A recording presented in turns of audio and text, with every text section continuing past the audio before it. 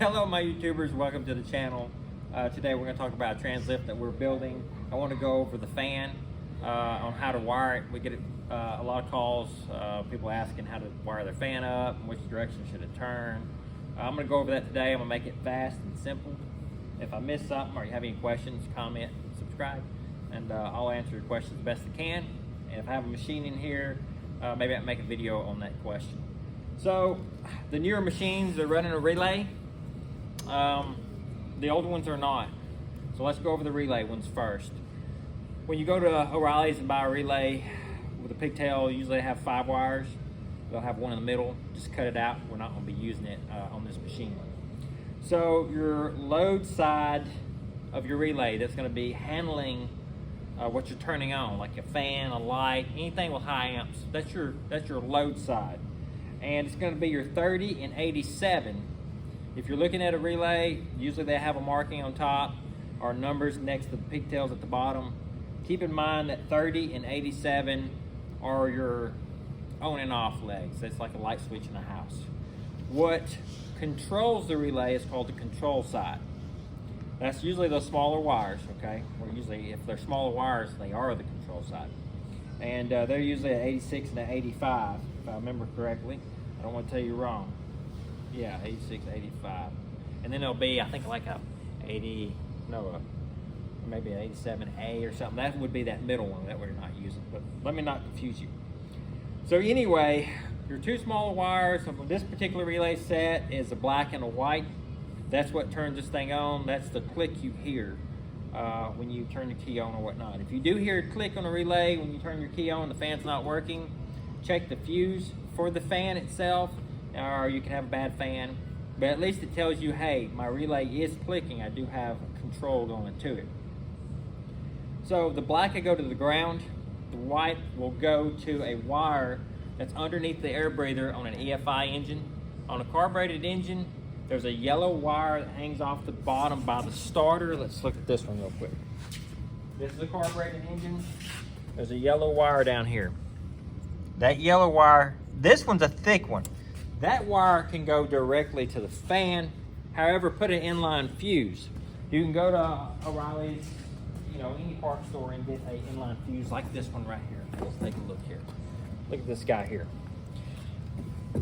Okay, so how this one's wired is, let me get this for you. The white wire will go to the yellow wire that's under the air box on the EFI. Here, let's look at that since we haven't had a chance to do that. Okay. Let me see here if you can see. You have these 2 yellow wires that go into this fuse, and then you'll have these 2 guys right here, yellow and a white. That yellow wire, okay, it goes to the control side of the relay. In this case, would be the white, okay? Again, if you don't have colors or whatever, and you got to go off numbers, you'd either put it on 85 or 86 on the relay, and then the other one would be 85, 86, would go to ground. Either one, it doesn't matter in this case.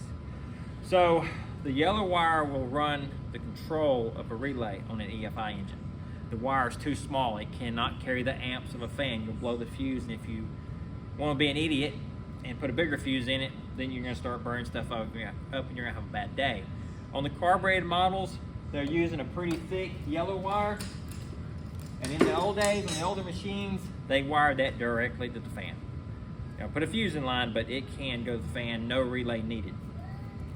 The white wire you see under there is just a kill wire. It's a ground. It'll show 10 volts if you turn the key on, but don't let that confuse you. You don't wire anything to it.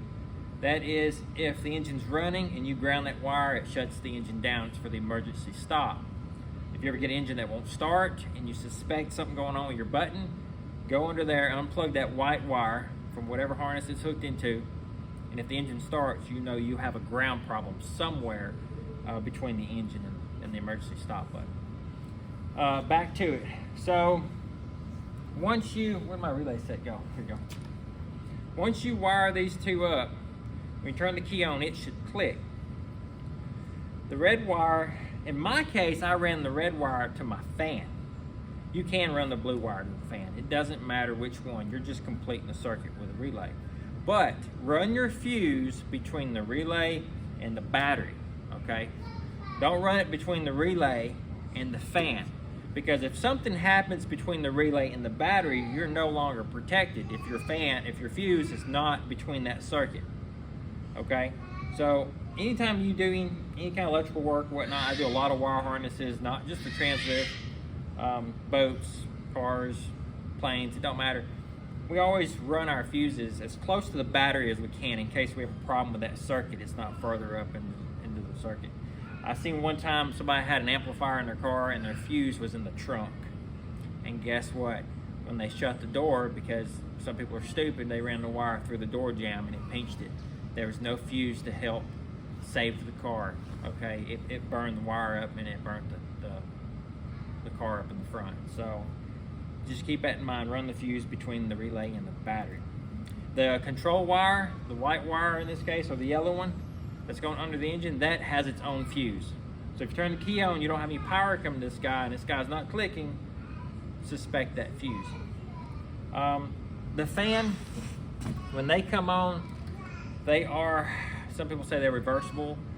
Some fans are reversible. The ones that have a flat blade on them, they are reversible. If they got a cup blade, in this case, this one's cupped. You see, it's got a rounded, you know, it's a rounded kind of blade. It's got a cup blade on it. That fan's designed to spin one way, people, okay? I don't want to argue with anybody, and I'm sure somebody has comments say, oh, it works either way. Yeah, it will flow air really either way, but it's more efficient spinning the way it's supposed to. The cup, you know, catching the air and directing it into kind of like a cone, kind of like I don't know the word I should say to explain it to you, but it's more efficient. It flows air better and stronger. If it spins the other way, it's just slapping the air. It's just disturbing the air around it. It still moves air. It still may work, but pay attention to your fan. If you're trying to get one and you don't know if it's going to spin the right way, get you one that's designed to blow air in or out. It doesn't matter. This one is going to be sucking air from the outside of the machine, blowing it through the pump. If you put it all together and you're like, man, I don't know if I've put it on right, put your piece of paper here and see if it sticks. If it don't, blows away, you need to just reverse your fan. Just reverse period. It's not that hard. Just take the two wires and flop them that's on the fan. I think that's just about it. Well, the other way to do it is if you have a machine that's got the ignition right here, on your wire harness, you'll see a yellow wire coming off the ignition. Tap into that wire, run a fuse, and run it directly to the fan. When you turn the key on, the fan will come on. You won't need a relay because the wire is a heavy enough gauge it will handle the amps that fan is pulling. I think that's all I can talk about today on that subject. Again, if you need any help wiring one, I can go on a board and kind of show you, you know, draw a diagram if it helps you more, or if you get a machine in, it's got a problem, I can help show y'all how to diagnose one. But comment, subscribe, and until next time.